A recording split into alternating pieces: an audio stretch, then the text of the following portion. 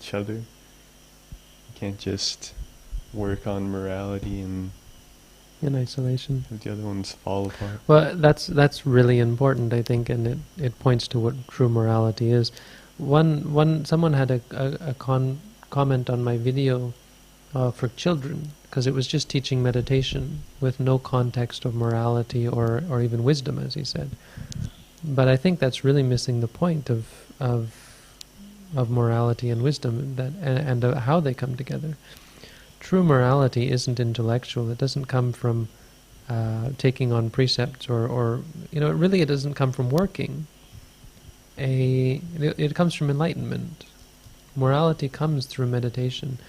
The beginning of meditation is morality. That's true morality. Morality isn't taking precepts. It isn't even refusing to do something when you have the opportunity to do it. It's not at least not in the sense of saying I'm not going to kill when the opportunity comes to kill. It's much deeper than that. True morality is a mind state that refrains.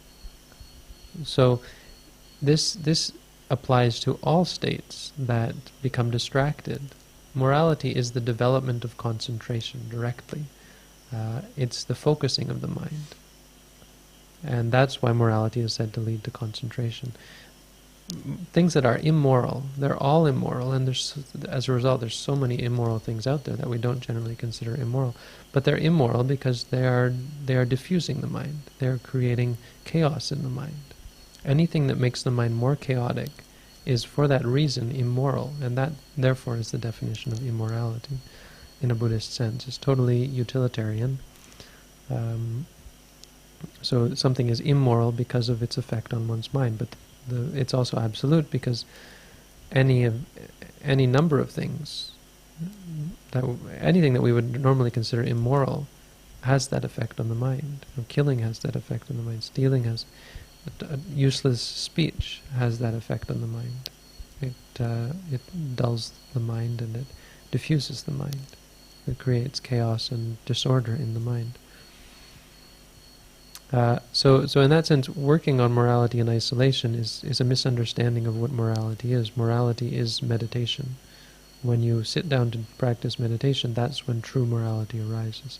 Yeah, you should keep precepts, you should know what is right and what is wrong, but that's only a part of the framework that is going to allow you to approach meditation in the right way.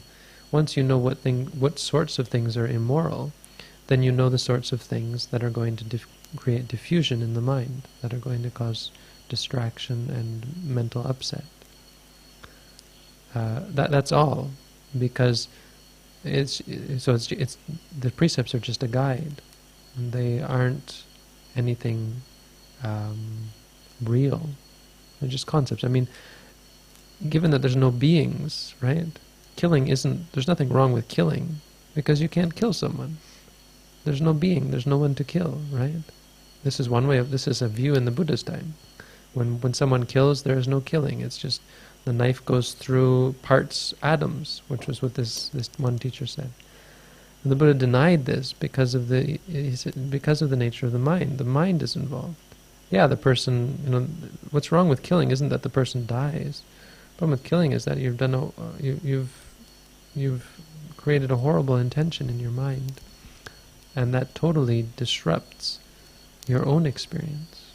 It's a very powerful thing to kill someone, but not because of what it does to them, but because of what it does to you. And it goes beyond what we realize. It's only when you meditate. If you've killed before, once you meditate, you'll know what I'm talking about, because you really do feel it.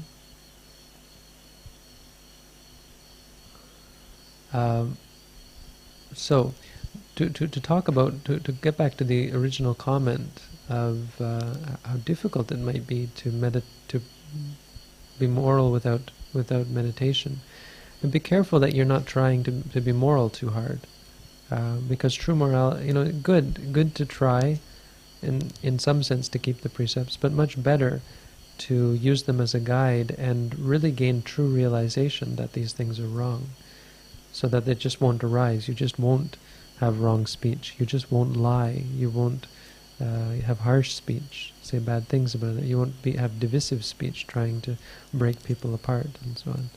You give up these kinds of behaviors naturally, and that's where it's tied into concentration and wisdom, because wisdom actually leads back to morality. It's a circle. Once you have wisdom, that's what brings true morality.